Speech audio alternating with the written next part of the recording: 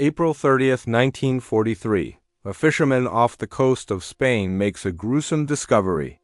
A corpse floating face down in the Atlantic, chained to his WR-iced, a briefcase. Inside that briefcase, documents that would change the course of World War II. But here's the thing. That man was never alive. And the documents? A lie, the most elaborate deception in military history. This is Operation Mincemeat. The story of how a dead man saved thousands of lives, and won the war. By 1943, the Allies had a problem. They'd pushed the Germans out of North Africa, victory after victory. But now, they needed to invade Europe. Churchill and Roosevelt agreed. Sicily would be the target, the stepping stone to mainland Italy. But there was one massive problem. Everyone knew was going to be Sicily. The Germans knew it. The Italians knew it. Even a child looking at a map could figure it out. It was the only logical target, the shortest distance, the obvious move. And if the Germans knew where the invasion was coming, they'd be waiting. Tens of thousands of troops, panzer divisions, artillery. It would be a massacre. The Allies needed a miracle. They got a corpse. In this video, I'm going to show you how two British intelligence officers created the most insane plan in military history, how they turned a homeless man into a Royal Marine officer, how they fooled Hitler himself, and the dark secret that wasn't revealed for 50 years. This is Warbound Secrets. Let's dive in. London, late 1942. Deep in the basement of the Admiralty building, a secret department called Section 17M was working on the impossible. Their job? Deception. Making the enemy believe lies. Lieutenant Commander Ewan Montague. A lawyer. Jewish. Brilliant mind. Flight Lieutenant Charles Chumley. RAF officer. Creative. Eccentric. These two men would create Operation Mincemeat. But the idea? It came from somewhere darker. The Trout Memo, written in 1939 by Rear Admiral John Godfrey and his personal assistant, Ian Fleming. Yes, that Ian Fleming, the future creator of James Bond. Item number 28 of the Trout Memo read, a corpse dressed as an airman, with dispatches in his pockets, could be dropped on the coast, supposedly from an aircraft which has been lost. It was a James Bond plot. 4 years before James Bond existed. Use a dead body, Montague and Chumley saw the genius. If they could make the Germans find a body with fake invasion plans, the Germans would move their troops to the WRONG place. Sicily would be undefended. Thousands of lives saved. But how do you make this work? How do you find a body? How do you make it believable? How do you guarantee the Germans will find it and believe it? First problem, they needed a corpse. Not just any corpse. It had to look like it drowned recently. It had to be the right age for a military officer. And here's the dark part. They needed permission. Montague contacted Sir Bernard Spilsbury, Britain's most famous pathologist, the man who solved murder cases. Now he was helping create a fake death. They searched morgues across London. Most bodies wouldn't work. Too old. Wrong cause of death. Decomposed. Then, they found him. Glyndwr Michael, 34 years old, Welsh, homeless, dead from eating rat poison laced with phosphorus. Accidental poisoning, or suicide, nobody knows. He died in January 1943. They kept his body frozen, waiting. This man, who had nothing in life, was about to change history. Glyndwr Michael becomes the corpse. But here's what made this work. The poison had damaged his liver and lungs. When examined, it would look like he drowned. The Germans would have no reason to doubt. They had their body. Now ... They had to make him real. How do you turn a homeless man into a believable Royal Marine officer? How do you create an entire life for a dead man? This is where Operation Mincemeat became brilliant. Montague and Chumley didn't just create a fake identity. They created a life. Meet Captain William Martin, Royal Marines. Acting Major. Serial number 148,228. But a name wasn't enough. The Germans had the best intelligence service in the world. The Abwehr. If they suspected anything was fake, the whole operation would fail. Worse, they'd know the real target was Sicily. So they went obsessive, every detail, every tiny piece of evidence, everything had to be perfect. The documents. They created a military identity card with his photo. But whose face? They used a photo of Montague's own colleague, slightly altered. The dead man now had a face. They put ticket stubs in his pockets. London Theatre. April 22nd, 1943. 8 days before he died. The Major had been enjoying London nightlife before his fatal flight. 2 keys, one to his London flat, one to his father's house. Never explained in the documents, just ... there. Real people have unexplained keys. The personal touch. Here's where it gets genius. They gave him a fiancée. Her name? Pam. They wrote love letters between them. Real, intimate, emotional letters. The nights are so lonely without you. I think of you constantly. They included a receipt for an engagement ring. £53. Expensive for 1943. This man was in love. A photo of Pam. Actually, a photo of an MI5 clerk who volunteered. The Germans would see a beautiful woman, evidence of a real relationship. They even put an overdraft letter from his bank. Lloyd's Bank. The Major owed £79. He was broke because he just bought an expensive ring for Pam. Think about that. They gave the dead man DEBT. Who fakes that? Nobody. It's too real to be fake. The uniform. Royal Marines uniform. Trench coat. Life vest. All slightly worn. Not new. This man had been serving for months. A silver cross. Religious. His father was supposedly religious. They were building family backstory. The briefcase. This was the key. A leather briefcase chained to his wrist. Inside, the fake intelligence. 2 letters. Written by high-ranking British officers. One from Lieutenant General Archibald Nye to General Harold Alexander in North Africa. The letters mentioned Greece. They mentioned Sardinia. They talk about Sicily ... as a decoy. The real target? Greece and Sardinia. The letters read like casual correspondence between old friends. Gossipy. Personal. Exactly how real generals would write to each other. They had created a man. A life. A love story. A financial situation. A military career. Everything. But now came the hardest part. How do you get the body to Spain? How do you make sure the right people find it? And the biggest question, will the Germans actually believe it? April 19th, 1943, Holy Loch, Scotland. A canister is loaded onto HMS Seraph, a British submarine. Inside the canister, packed in dry ice, the body of Glyndwr Michael. Now known as Major William Martin, Lieutenant Norman Jewell commanded the Seraph. He'd been on secret missions before, but this was different. He was carrying a dead man to war. The mission was classified beyond top secret. Only a handful of people in the entire British military knew the truth. Churchill knew, Eisenhower knew, that was it. The Seraph sailed south, through the Irish Sea, past Portugal, 10 days of sailing. The crew didn't know what was in the canister. Jewell told them it was a secret weather reporting device. Meanwhile, in London, Montague was obsessed with details. He sent a telegram, check the body's fingernails. Make sure they're dirty.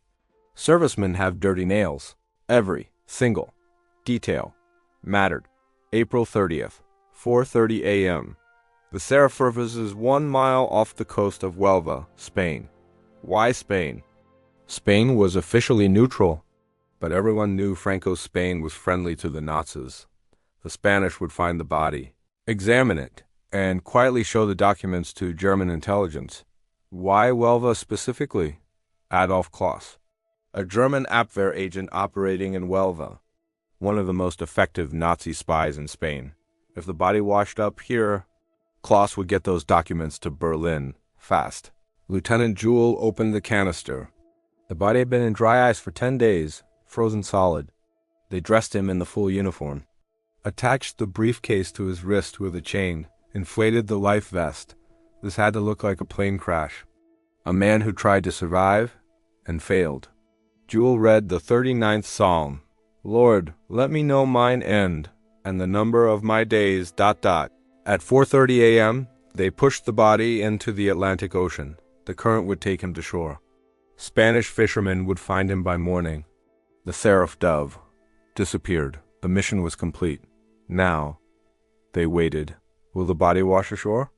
Will the Spanish find it? Will they give the documents to the Germans? Will the Germans believe it? April 30th, 9:30 a.m. Jose Antonio Rey Maria, a sardine fisherman, spots something in the water near Punta Umbria. A body, face down, British uniform, a briefcase chained to his wrist. He alerts the authorities. The Spanish Navy arrives. They recover the body. They see the briefcase. They understand. This is military. The body is taken to Huelva. A doctor examines it. Dr. Eduardo del Torno. His verdict: death by drowning, probably 3 to 5 days ago. The body was in the water several days before being washed ashore. The British act fast. The British naval attaché in Madrid sends urgent cables. A Royal Marine officer has been found. We need the briefcase returned immediately. This is urgent military business. The Spanish authorities hesitate. They're curious. Why is Britain so desperate? Behind the scenes, Adolf Kloss, the German agent, is watching. He knows something important is in that briefcase. May 1st. The Spanish Navy photographs every document in the briefcase. Every page. Every word. We give the briefcase back to the British. Here you go. Everything is intact. But the British KNOW, the seals on the letters have been opened. Carefully. Professionally. The Spanish had read everything. Within 48 hours, Adolf Kloss sends the photographs to Berlin, directly to Admiral Wilhelm Canaris, head of the Abwehr, Hitler's spy master. Canaris is skeptical at first. Is this too convenient? A body washing ashore with invasion plans? He orders an investigation. The Abwehr checks everything. Is William Martin a real person? They check British military records through double agents. Through Spanish sources, yes, there's a William Martin in the Royal Marines. The identity exists. The British had planted fake records, just in case. They examined the documents, the handwriting, the paper, the ink, all authentic. They investigate Pam, the fiancée. Is she real? They find traces of her existence. More planted evidence, the overdraft letter from the bank. Why would someone fake a man being in debt? It's too embarrassing, too real. The love letters. Too intimate, too personal. No intelligence agency would write like this. The Abwehr's conclusion. It's real, but the final test. Hitler himself. May 9th, 1943. Admiral Canaris meets with Adolf Hitler. He presents the documents. Hitler reads them. He looks at the evidence and he makes his decision. This confirms what I've always believed. They're not attacking Sicily. It's too obvious. They're going to attack Greece and Sardinia. Sicily is the decoy. Hitler issues orders. Move troops from Sicily to Greece. Reinforce Sardinia. Send panzer divisions north. The Germans took the bait. The most powerful military mind in Nazi Germany, fooled by a dead homeless man. But will it actually change the invasion? Will this deception save lives? Or have they just risked everything for nothing? Invasion plans, the Germans might get suspicious. They had to pretend they know the Germans had been fooled. They had to keep planning the Sicily invasion like the Germans were still there. A German message was intercepted. Sent from Berlin to Rome. The Führer is absolutely convinced of the authenticity of the captured documents. Montague later said that was the moment he knew. Hitler himself believed Major Martin was real. Churchill was briefed. His response: good. Let's hope the Germans are stupid enough to believe it. They were. Now comes the real test. July 9th, 1943. Operation Husky. The invasion of Sicily. Will those beaches be defended or empty? July 9th, 1943. 10 p.m. The largest amphibious invasion in history up to that point begins. 160,000 Allied troops. 3,000 ships. 4,000 aircraft. Target: Sicily. General Dwight Eisenhower commands the operation. He knows about Operation Mincemeat. He knows the deception worked. But he also knows war is unpredictable. What if the Germans figured it out? What if they're waiting? The first waves hit the beaches. American forces land at Jella. British forces land at Syracuse. Canadian forces push inland, and they encounter light resistance. The Germans had moved their best divisions to Greece. The Italians, left to defend Sicily, collapsed within days. Where the Allies expected 30,000 defenders, there were 10,000 where they expected panzer divisions. There were outdated Italian tanks where they expected a bloodbath. There was a walkover. Don't get me wrong, men still died. 2,721 Allied soldiers killed, 5,532 wounded. War is never clean. But compared to what it could have been, tens of thousands of lives were saved, all because of a dead homeless man named Glyndwr Michael. By August 17th, Sicily was captured. The Allies controlled the island. The road to mainland Italy was open. Hitler, furious, realized he'd been deceived. But it was too late. The aftermath. Montague and Chumley never revealed the operation during the war. It remained classified. Major William Martin was buried in Huelva, Spain, full military honors. The Spanish thought they were burying a hero. The gravestone read, William Martin, born the 29th of March 1907, died the 24th of April 1943, beloved son of John Glyndwr Martin and the late Antonia Martin of Cardiff, Wales. Dulci et decorum est pro patria mori. It is sweet and fitting to die for one's country. Except, William Martin never existed.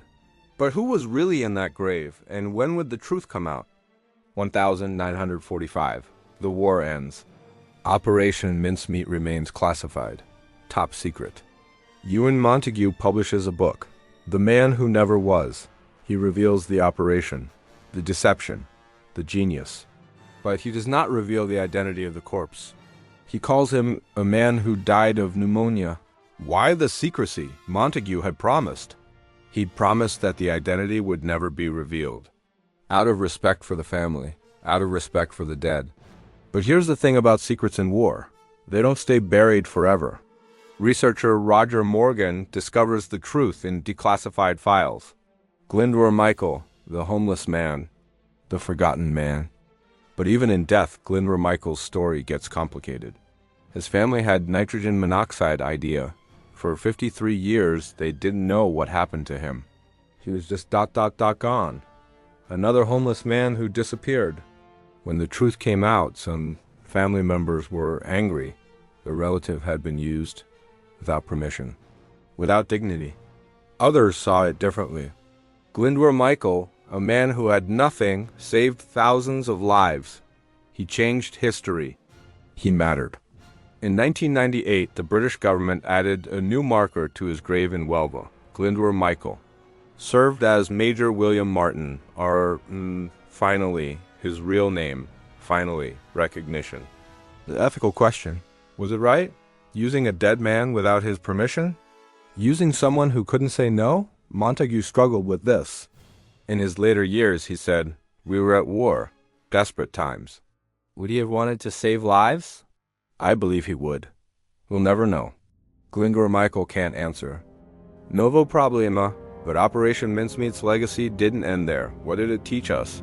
And what secrets are still hidden? Operation Mincemeat changed warfare forever. It proved that deception could be as powerful as weapons. That intelligence could save more lives than bullets. That creativity could defeat an enemy. Every major military now has deception units, inspired by this operation.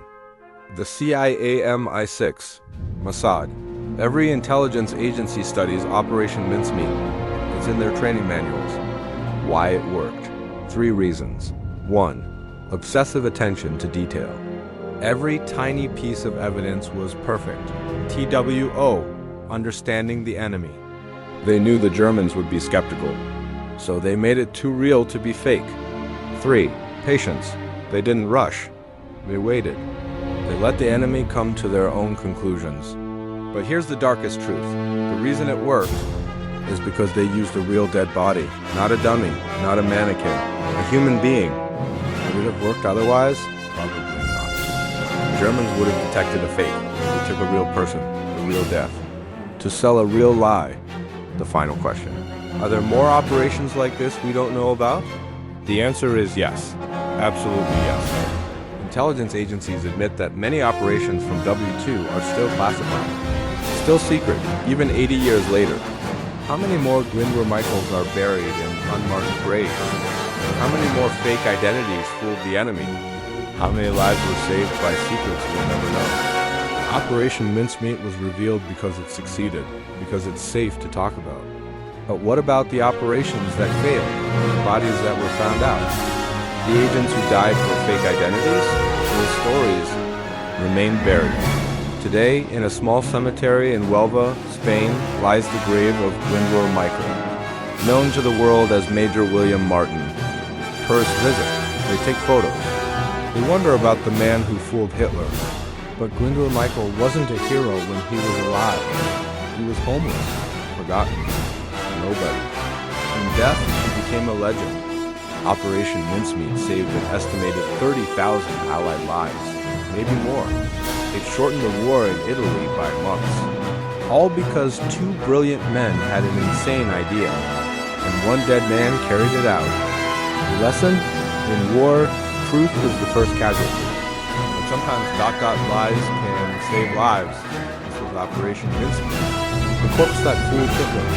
The most successful deception in military history. I'm Warbound Secrets, and this story is just the beginning. If you enjoyed this story, you need to watch the next video, because Operation Mincemeat wasn't the ONLY deception in World War II. I'm going to show you the Ghost Army, 1,100 men who used inflatable tanks and sound effects to fool the entire German army. It sounds insane, but it happened. And it's even more unbelievable than this. Click the video on screen now. Subscribe if you want more untold war stories, and I'll see you in the next one.